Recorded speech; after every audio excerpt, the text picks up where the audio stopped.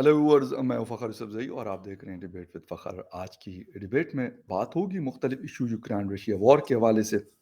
इसके साथ-साथ रीजन में और बहुत ज़्यादा चीज़ें रोज़ उसमें और वीकली या मंथली बेसिस पे बहुत सारी तब्दीलियाँ रूनुमा हो रही हैं।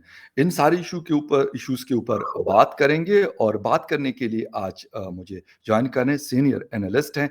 यकीनन आप सब जानते हैं डॉक्टर इश्तियाक साहब, लेकिन डॉक्टर इश्तियाक साहब आज हमें स्वीडन से जॉइन नहीं कर रहे बल्कि यूएस से जॉइन कर रहे हैं। और सर को तो ख़ैर सबसे पहले थैंक यू वेरी मच कहेंगे कि मतलब इतने दूर से हमें जॉइन कर रहे हैं और क्योंकि टाइम का बहुत ज़्यादा अमेरिका पाकिस्तान का डिफरेंस बहुत है, इसके बावजूद सर हमारे साथ हैं। उनको कहेंगे once again sir thank you very much for joining the show sir. बहुत-बहुत शुक्रिया फ़खर यूसुफ़ज़ई साहब, बड़ी मेहरबानी फॉर इनवाइटिंग मी। डॉक्टर साहब एक तो सबसे पहले स्टार्ट इससे लूँगा कि आप यूएस में मौजूद हैं, बोस्टन में हैं आप। किस मिशन पे गए? थोड़ा-सा इसके बारे में थोड़ा-सा बता दीजिएगा, उसके बाद फिर आगे जाते हैं, जो बाकी हमारे टॉपिक्स हैं उसको हम डिस्कस करेंगे। लेकिन सबसे पहले स्टार्ट इससे लेना चाह रहे हैं। देखिए, बहुत देर से मेरे वीडियोज़ जो हैं, वो अब सारी दुनिया में देखे जा रहे हैं, जो हमारे इंडियन पाकिस्तानी लोग हैं ख़ास तौर पे ना, सर, बांग्लादेश के भी लोग उसमें मैंने देखा है इन्वॉल्व हो जाते हैं। तो आपके साथ मेरे इंटरव्यू आरज़ू काज़मी के साथ, आलिया शाह के साथ, चौधरी शकील चौधरी साहब के साथ, कमर चीमा साहब के साथ जो मेरे इंटरव्यूज़ होते रहते हैं, वो अपना बॉस्टन के अंदर रहते हैं डॉक्टर चंदर पाल शर्मा, जो कि साइंटिस्ट हैं और उन्होंने बड़ी कामयाबी के साथ फार्मास्यूटिकल्स के अंदर अपनी प्रोडक्शन यूनिट बनाया है। तो वो बैकग्राउंड ये है कि उनके जो बड़े थे ना वो उनके वालिद जो हैं वो जेलम के पास पिंड दादर खां के एक गांव से थे और उनकी वालदा पंजाब का एक और इलाका है मंडी बहाउद्दीन वहां से थी।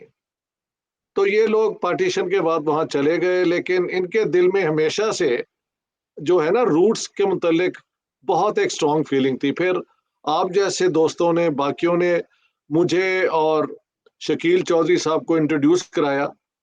तो शर्मा जी ने, डॉक्टर चंदर पाल शर्मा जी ने मुझे और शकील चौधरी साहब को इनवाइट किया। वो कहते हैं ये सबको मैं इनवाइट करूंगा, आपको, आरजू को और आलिया शाह को और जितने भी हमारे हैं, एक के बाद एक हम कोशिश करेंगे कि आप लोग भी यहाँ पे आए।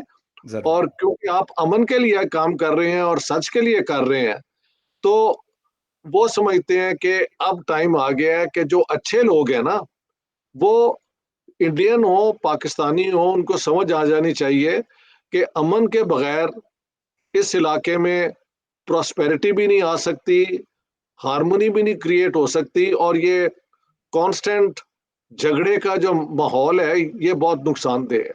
बात ये है कि इंडिया फिर भी कामयाब बहुत बिल्कुल। बड़ी तरीके से हो रहा है, हर तरीके से। तो as one of Pakistani origin, Lahore से मेरा ताल्लुक है, तो मेरा ये भी है कि पाकिस्तान और इंडिया के ताल्लुकात अगर अच्छे हो जाएँ, तो सबसे बड़ा बेनिफिशियरी पाकिस्तान है।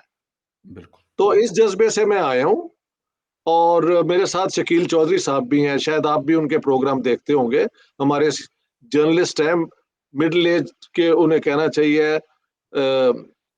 बहुत उनकी भी रीडिंग, उनकी अंडरस्टैंडिंग जो है पाकिस्तान इंडिया रिलेशंस के मुतालिक बहुत डीप है। तो राइट। अच्छा sir. Both of us are here. Okay. तो ये बैकग्राउंड। जी। ओके सर, एक तो आपने बात की मतलब जो हमारा टॉपिक है basically we are discussing the Indian diplomacy, और आपका जो विज़िट है वो भी इससे रिलेटेड है। जी, जो सॉफ्ट इमेज है कंट्रीज़ का। सर हम जी, देखते हैं कि उन लोगों ने अपनी डिप्लोमेसी पे थ्रू आउट टाइम जो है पार्टीशन से लेके अभी तक उन्होंने वर्क किया और उसको वो चीज़ अब पे बैक कर रही है। वो जो जी, उन्होंने इन्वेस्ट किया, अपना टाइम इन्वेस्ट किया, अपना पैसा इन्वेस्ट किया उस डिप्लोमेसी में, आज उसको जी, पे बैक हो रहा है इंडिया को। दुनिया, फ्रांस उनके साथ डील करना चाहता है, अमेरिका करना चाहता है, यूके करना चाहता है, ऑस्ट्रेलिया करना चाहता है, यूएई और सऊदी अरेबिया करना चाहते हैं, मुस्लिम हो नॉन मुस्लिम हो पूरी दुनिया। सिर क्या ऐसी चीजें उन्होंने की जो हम मिस कर गए उस ट्रेन को या उन चीजों को जो हमने नहीं की जी। और उन्होंने कर ली? देखिए, उन्होंने कभी कोई एक बड़ा मुल्क होते हुए भी टेररिज्म यहाँ से कोई एक्सपोर्ट नहीं की कहीं दुनिया में। दुनिया में जहाँ भी उनको पीस कीपिंग मिशन पे भेजा गया, उन लोगों ने वो पूरी की। वैसे तो हुँ, पाकिस्तान के भी पीस मिशन ट्रूप्स जो हैं दुनिया में बड़े कामयाबी से बिल्कुल, बिल्कुल। वो अपनी ड्यूटी देते रहे हैं, तो ये नहीं कहना चाहिए कि सिर्फ इंडिया का है।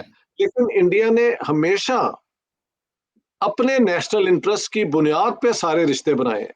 हुँ, ये आप देखें, इमरान खान साहब पे बहुत तनकीद हम कर सकते हैं, लेकिन कहीं न कहीं वो ट्रेन्ड पॉलिटिशियन नहीं है, तो उनके मुँह से कई दफ़ा निकल गया है कि इंडिया जो है, मैं एडमायर करता हूँ उसकी फॉरेन पॉलिसी। और तो ये बहुत खुशी की बात है कि पाकिस्तान के अंदर भी ये रियलाइज़ेशन है। मुझे तो ये भी याद है कि जब इमरान खान साहब शुरू-शुरू में आए और ये 2019 में उन्होंने वो आर्टिकल 370 खत्म कर दिया, तो इमरान खान के बयानों में से ये भी था कि he has been to India, और नेहरू और गांधी का इंडिया कुछ और था, जो कि हुँ, in itself is an admission कि वो इंडिया की इंटरनल पॉलिसी से भी तब अग्री करते थे। अब फिर आर्टिकल 370 पे पाकिस्तान का जो उन्होंने स्टैंड लिया, वो बिल्कुल मैं समझता हूँ जज्बाती था, उसमें कोई एनालिसिस नहीं था, उसमें कोई हमें फायदा नहीं हुआ। हुँ, तो अ, इंडिया की तारीफ ये है कि they have never compromise there national interest regionally deal deal करने में, इंटरनेशनली डील करने में, और अपने मुल्क के अंदर भी जैसे खबरें आ रही हैं 80% से ज्यादा उन्होंने लिटरेसी कर दी है। अभी भी जी, गुर्बत है, खासी गुर्बत है, इसमें कोई शक नहीं। लेकिन जैसे जैसे उन्होंने स्कीम्स बनाई हैं लोगों को एजुकेशन में लाने के लिए, और फ्री मील्स का सिलसिला जो है वो हो रहा है, तो कोशिश हिंदुस्तान में अब हो रही है कि अगले 25 साल में वो एक डेवलप्ड मुल्क बन जाए। हमारे यहाँ बिल्कुल। यार, आप मुझसे बेहतर जानते हैं, वी आर बैंकरप्ट, हमारा तो बुरा हाल है। और अभी भी हमें अकल नहीं आती कि ये कश्मीर, कश्मीर, कश्मीर की रट लगा के हिंदुस्तान पे इंटरनेशनल फोरम्स में वो कीचड़ उछाल के, तो हमारी चींटें हमारे मुँह पे पड़ती हैं जब लोग बताते हैं कि आपने अपनी माइनॉरिटीज़ के साथ ये किया हुआ है, बलूचिस्तान में ये किया हुआ है, फाटा में ये किया हुआ है, तो ज़ीरो वो फिर टिट फॉर टैट हो जाता है। लेकिन दुनिया तो देखती है ना कि इंडिया एक बहुत बड़ी मार्केट डेवलप कर रहा है, पीसफुल मुल्क बिल्कुल। है, उनकी इन्वेस्टमेंट जो है वो पूरी होंगी, तो दुनिया तो यूँ देखती है। सर आपके ये कश्मीर वाले झगड़ के ये रट एग्ज़ैक्टली, पे नोबडी इज़ इंटरेस्टेड। हाँ, एब्सोल्युटली राइट सर। अभी मैं कुछ दिन पहले एक आर्टिकल पढ़ रहा था कि यूएई और इंडिया के साथ फ्रांस एक वार प्लेन की डील करना चाहता है बिलियन ऑफ डॉलर्स की। ही इज़ अच्छा, कीन इंटरेस्टेड इन दैट, ठीक है। इसके साथ-साथ यूएई के साथ 2 दिन पहले उन्होंने रुपये के अंदर यानी लोकल करेंसी में ट्रेड करना शुरू कर दिया। उनकी ये वाह, वाह! सक्सेस। सर दूसरी तरफ रशिया से वो ऑयल खरीद रहा है, अमेरिका को भी उन्होंने मतलब सही लाइन पे रखा हुआ है कि भई आप अपना काम करें, हमें अपना काम करने दें, दोस्ती हमारी रहेगी। लेकिन हमारा अपना जो इंटरेस्ट है, अवाम का जो इंटरेस्ट है, इंडिया का इंटरेस्ट है, वो टॉप पे होगा, बाकी चीज़ें उसके बाद आती हैं। वाह! हम बिल्कुल, बिल्कुल। सर हम इन चीज़ों से एटलीस्ट मैं ये नहीं कहता कि 100% हम उसी तरह करना शुरू कर दें, लेकिन कुछ ना कुछ तो लर्न हमें भी करना चाहिए। यूएई के साथ हमारे ताल्लुकात हैं। आज तक हम सर रुपए की ट्रेड शुरू नहीं कर सके। इंडिया ने कर दिया। बात सऊदीया ये है के कि साथ हम नहीं कर सके, रशिया के साथ हम नहीं कर सके, किसी और एक्स-वाई-ज़ेड के साथ सर हम नहीं कर सकते। उसकी वजह है कि पाकिस्तान की स्टेट पर और वहाँ के बिज़नेस एनवायरनमेंट पे किसी को कॉन्फिडेंस नहीं है। यार, हुँ, कौन यहाँ पे आके इन्वेस्ट करेगा जिसे कल पता नहीं कि ये झगड़े कैसे हो हुँ, जाएँगे, इनके बलूचिस्तान में क्या सिचुएशन होगी, शिया सुन्नी कॉन्फ्लिक्ट इनका कहाँ जाएगा, और जो माइनॉरिटीज़ के साथ ये हुँ, करते हैं, और फिर टेररिज्म इधर-उधर।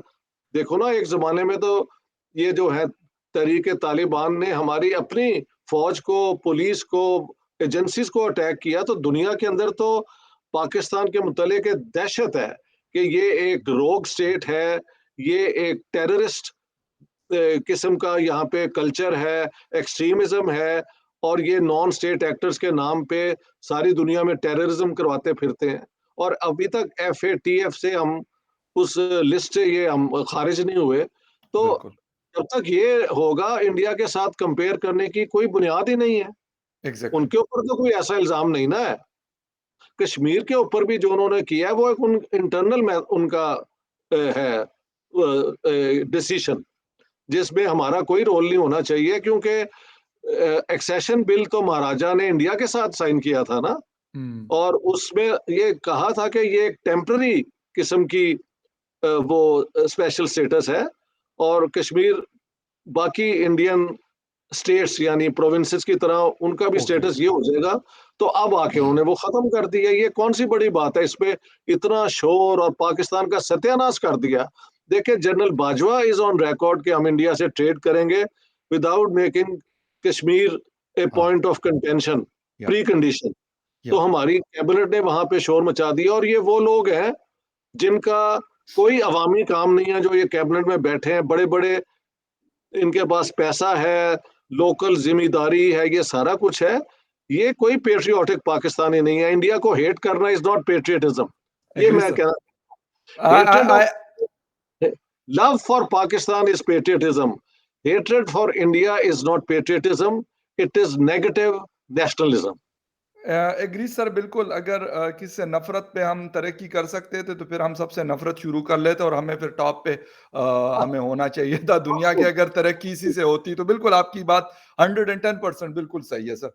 अच्छा सर, एक तो ये वाली चीज़ इस रीजन में चल रही है, अनफॉर्च्यूनेटली हम 75 ईयर से इसको सही नहीं कर सके, जो भी वजूहात है, जो 20 के रीज़न्स हो, वो तो अफ़सोस इसका ये हो रहा है कि हम आम लोगों को, मेरे जैसे, आप जैसे लोगों को इसका नुकसान हो रहा है। अभी कल मैं एक आर्टिकल पढ़ रहा था कि मच्छरदानियाँ क्योंकि बहुत ज़्यादा हमें चाहिए, तो हिंदुस्तान से इन्होंने बाकायदा अप्रूवल दी कैबिनेट ने कि आप मतलब इमरजेंसी बेसिस पे आप उनसे कोई गालिबन 60 लाख मच्छरदानियाँ, क्योंकि मच्छर बहुत हैं सिंध और बलूचिस्तान, और वहाँ पर सर्दियाँ भी शुरू हो रही हैं और उसकी वजह से लोग बीमार भी हो रहे हैं, तो वो हम कर रहे हैं। अच्छी बात है, मैं कहता हूँ इस तरह की और चीज़ें भी हमें ये कर बहुत लेनी अच्छी चाहिए। बात है, अगर ये खबर सच्ची है और ये वाक़ई इन्होंने फैसला किया ये है, बिल्कुल सही तो वो खबर है, नॉट अ फेक न्यूज़। तो पाकिस्तानी गवर्नमेंट को, जी, जी। पाकिस्तानी फॉरेन ऑफिस को, कि for once in 75 years they have made a decision which is in the best interest of the people of Pakistan. Agree sir, ये बहुत एग्री। बड़ी मुबारकबाद देने का मौका है, और अच्छा है आपने मुझे याद दिला दिया है, क्योंकि अभी 1 महीने पहले ही तो इन्होंने उनकी जो वो थी अपना टमाटर और वो जी, रिफ्यूज़ कर दिए थे। अब वेजिटेबल्स। देखो, लॉजिक कोई नहीं है, लॉजिक कोई नहीं है। अगर टमाटर और प्याज़ नहीं आ सकते, तो मच्छरदानियाँ अब क्यों आ रही हैं? सर लेकिन अच्छी बिल्कुल, अभी बात आ है रहे, कि अप्रूवल हुई है, अप्रूवल कल हुआ, अप्रूवल इसका 2 दिन अच्छी पहले बात की बात। है कि अब मच्छरदानियाँ आ रही हैं, मैं तो ये कह सही रहा हूँ। है, बिल्कुल सर, लेकिन हमें भी खुशी हो रही। हाँ, इससे थोड़ी देर पहले वो क्यों ना आ सकीं? ये जो है ना, खाने-पीने की चीज़ें। इसे कहते हैं adhocism. Hmm, adhocism means you have no thorough planning, farsighted कोई ओके, पॉलिसी ऑब्जेक्टिव्स नहीं है। आप एक मौका देखते हैं, उसके मुताबिक एक पॉलिसी बना देते हैं। ठीक। लेकिन ये, आई होप कि ये पहला और आखिरी डिसीजन नहीं है, और आई होप कि कोई ये ये पास करने के बाद अब इसके खिलाफ कुछ और ना कर दें। मुझे ये हाँ, भी डर बल्कि है। इसको कंटिन्यू रखना चाहिए, हमें इस तरह की चीज़ों को हमें बिल्कुल, कंटिन्यू रखना चाहिए बिल्कुल। अच्छे तरीके से, अच्छे नेबर्स की तरह। अच्छा सर, इससे पहले बाजवा साहब ने भी कहा कि हमारे जो नेबर्स हैं साउथ एशिया, इसको तरक्की चाहिए, ये। इससे पहले लास्ट सिक्योरिटी कॉन्फ्रेंस हुई, वहाँ पे भी उन्होंने ये बात की, और फिर उसके बाद 1 साल गुज़रा, लेकिन उस 1 साल में शायद कुछ नहीं हुआ। मुझे नहीं पता कि कौन इम्प्लीमेंट करे, अगर बाजवा साहब भी नहीं कर सकते, तो फिर प्राइम मिनिस्टर की क्या हैसियत है? खैर, इसमें बात नहीं कर रहे हैं, ये किसी और दफ़ा इस टॉपिक को लेंगे और पता नहीं डिस्कशन आपसे कौन होगी। जी, जी। पता नहीं है कौन पाकिस्तान की पॉलिसी डिसीजन मेकिंग बिल्कुल करता है। अगर सर, बाजवा सर ये साहब का फैसला एग्ज़ैक्टली। पूरा नहीं हो सकता, और चंद ये अपना बिल्कुल हुँ। अनइन्फॉर्म्ड इररिस्पॉन्सिबल चंद मिनिस्टर उसको रुकवा सकते हैं, जी, जी। तो पाकिस्तान का तो सत्यानाश है ना, इससे निकलना होगा हमें। एग्ज़ैक्टली, एग्ज़ैक्टली जी। सर। अच्छा सर, इस वक़्त रशिया और अमेरिका के बीच में भी बहुत सारी चीज़ें चल रही हैं। अभी ओपेक का इजलास हुआ और उस वहाँ पे उन्होंने कट डाउन की चीज़ें। ऑयल जो प्रोडक्शन है वो सऊदी अरेबिया ने कट डाउन की, जिस पे अमेरिका नाराज़ है। दूसरी तरफ यूक्रेन रशिया वॉर भी चल रही है। न्यूक्लियर वेपन्स की भी बातें हो रही हैं, और हम समझ रहे थे कि शायद 1-2 महीनों तक, लास्ट 2 माह पहले की बात कर रहा हूँ, कि हम समझ रहे कि शायद बेहतरी आ जाएगी। लेकिन वर्स्ट से वर्स्ट सिचुएशन होती जा रही है। क्यों? अभी तक ना यूनाइटेड नेशन इसको सॉर्ट आउट कर सका, ना बड़ी कोई ताकतें कर सकी। इसका मतलब है कि दुनिया के जो डिस्प्यूट है वो बस जिसके हैं वो अगर हल करेंगे तो हल करेंगे, अदरवाइज़ इसी तरीके से चलता रहेगा जो यूक्रेन और रशिया के बीच में हमें नज़र आ रहा है। देखिए, Russia is power number 2 militarily speaking अभी भी, सर शायद चाइना आगे निकल आए जी, टू द यूनाइटेड स्टेट्स। और जहां तक न्यूक्लियर वेपन्स और बाकी कन्वेंशनल वेपन्स की रशियन टेक्नोलॉजी है, वो दुनिया को बीट करती है, माफ करना। जी, तो उन पे हाथ डालना आसान नहीं है। पुतिन ने ये जंग जिस कैलकुलेशन से शुरू की थी वो तो पूरा नहीं हुआ, ये हमको सबको मानना पड़ेगा। उनका ख्याल था 2-3 दिन में हम ये सारा मसला जो है ना हल करवा लेंगे। जी, अब वेस्ट ने उनकी सपोर्ट इतनी करनी शुरू कर दी है कि बजाय सीज के पीस की तरफ बात कोई हो, सीज फायर हो, ये उनको और वेपन देने के हक में है। और जी, आखिर में या तो फिर Putin will have to run away, which doesn't seem likely. ये सोच रहे हैं कि शायद रशिया में कोई उसके खिलाफ कू हो जाए।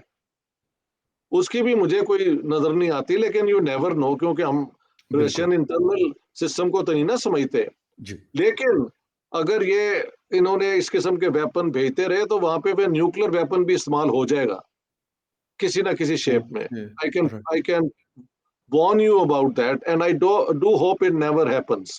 इससे बिल्कुल। पहले इनको अकल आ जाए। तो ये सिचुएशन मोस्ट अनफॉर्चुनेट मगर यही है। ओके, अच्छा डॉक्टर साहब एक चीज़ और भी है कि सऊदीया ने जब प्रोडक्शन कट डाउन की तो अमेरिका ने या जो बाइडेन एडमिनिस्ट्रेशन ने बड़ी नाराज़गी का इज़हार किया उसके ऊपर क्योंकि इससे पहले जो बाइडेन उनको फ़ोन भी कर चुके थे, विज़िट भी कर चुके थे कि आप ऐसा ना करें। लेकिन उन्होंने कर लिया और कुछ एक्सपर्ट्स ये भी बता रहे हैं कि सऊदी अरेबिया ने भी रशिया के साथ हाथ मिला लिया।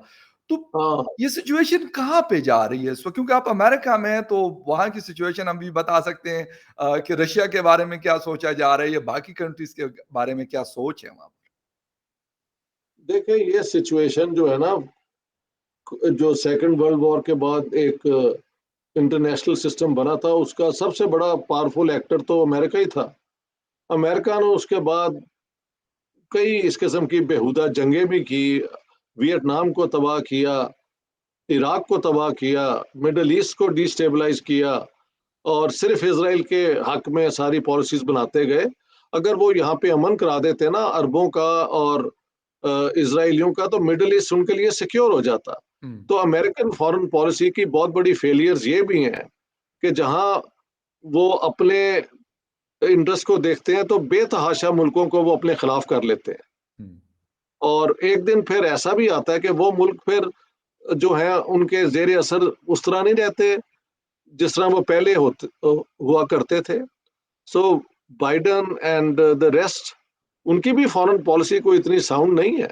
जी, वो यही होता है कि हाउ टू ये इन्हें रिश्वत दे दो, ये दरबार डरा धमका के ये करवा लो। लेकिन जब तक इंटरनेशनल फॉरेन पॉलिसी भी असूलों पे, प्रिंसिपल्स पे नहीं कायम होगी, तो दुनिया में अमन जो है वो हमेशा एक अमन भी होगा और एक सिचुएशन एक्सप्लोसिव भी हो सकती है जी, जी, किसी जी। टाइम ऐसे। बदअमनी भी हो सकती है लेकिन सर एक लास्ट क्वेश्चन कि अनफॉर्च्यूनेटली जब हम लास्ट 50 इयर्स को उठाते हैं, आपने अमेरिका का ज़िक्र किया वो इराक में हो, अफ़गानिस्तान में हो, सीरिया में हो या दुनिया के वियतनाम का भी आपने ज़िक्र किया। सर ऐसा नहीं लगता कि जो वेपन डीलर्स हैं या उसके प्रोड्यूसर्स हैं, उनको ये चीज़ें सूट करती है, हमें ये बुरी लगे ये चीज़ या अच्छी लगे लेकिन जिनकी इकोनॉमीज़ मैं ये तो नहीं कहता कि पूरी इकोनॉमी इससे चल रही होती है, लेकिन उसका एक बड़ा पार्ट वो रोल प्ले करती है, एक रोल प्ले करती है उनकी इकोनॉमी में। तो कैसे रुकेंगी ये फिर ये जंगें? ये तो इसका मतलब है कि $17 बिलियन का वेपन दिया गया है तकरीबन लास्ट 10 या 9 मंथ्स में यूक्रेन को। तो उसको तो तेल डाला जा रहा है कि आप भई शाबाश, शाबाश करते रहो, बेशक आपका बेड़ा गर्क होना है तो होता रहे। रशिया को भी नुकसान हो रहा है, जिस तरीके से इकोनॉमी को या बाकी चीज़ों को और यूक्रेन तो बिल्कुल खंडहर बन गया। बस यही तो है कि ये जो वेपन इंडस्ट्री है और इसका जो लिंकेज है, उस वो इतना पावरफुल है कि वो ये सारी चीजें होने देते हैं और जी, उनको फायदा ही फायदा है। जब जंगें होंगी तो अगले जंग तक इनका सामान बिकता रहेगा। ये इस तरह ही इन्होंने किया है। देखिए प्रेसिडेंट आइजनहावर जो कि एक क्या कहते हैं सेकंड वर्ल्ड वॉर के सुप्रीम कमांडर थे अमेरिका की तरफ से, बाद में प्रेसिडेंट बने।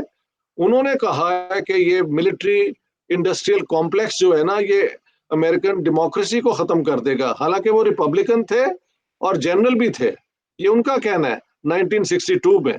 जी। वो तो अब पूरा नजर आ रहा है कि अमेरिका के अंदर ये जो है वेपन्स प्रोडक्शन वाले जो बहुत पावरफुल वो एक लॉबी है। और तो और ये अमेरिका के इंटरनल पॉलिटिक्स में वो क्या कहते हैं फर्स्ट या पता नहीं सेकंड अमेंडमेंट के तहत आपको गन कैरी करने का जो है राइट देते हैं, और उससे इतने यहाँ पे कत्ल होते हैं, वायलेंस होता है, तो वो नहीं रोक सके ये लोग यहाँ पे जो इसके खिलाफ है। तो सुपर पावर का बिहेवियर जो है वो अगर इस तरह की पॉलिटिक्स की करे ना जिसमें एग्रेशन और वेपन्स और इसका, तो वो चलता रहेगा जब तक ये नहीं बदलेगा हुँ। और एक और बेहतर दुनिया का निज़ाम नहीं बनेगा। इसी किस्म से ये दुनिया चलती रहेगी अनफॉर्चुनेटली। बिल्कुल आपकी बात सर सही है कि अगर बैलेंस क्रिएट करने की कोशिश ना की जाए बल्कि जहाँ पे उनको लगे कि हमारा इंटरेस्ट इसमें है एक को थप्पड़ मारो और दूसरे को कहो शाबाशी दो कि शाबाश शाबाश करते रहो, तो ये मसला हमें नज़र आता रहेगा और काफ़ी अरसे से नज़र आ रहा है। जब से यूनाइटेड नेशन बना है उसके बावजूद ये इतनी बड़ी-बड़ी जंगें जिसका सर ने ज़िक्र किया, 4-5 बड़ी जंगें जिससे बहुत बड़ा नुकसान हो चुका है। इसका एंड क्या होगा कैसे होगा ये हमें देखना है और इसके साथ-साथ साउथ एशिया के ऊपर जिस रीजन में, जिस खत्ते में हम लोग रहते हैं, इस पे इसका क्या इम्पैक्ट होगा ये आइंदा वक़्त बताएगा। डॉक्टर साहब, thank you very much for your time कि आपने शो जॉइन किया and thank you very much viewers for watching debate with Fakhar Yusuf से। बहुत बहुत शुक्रिया। Thank you sir, thank you very much.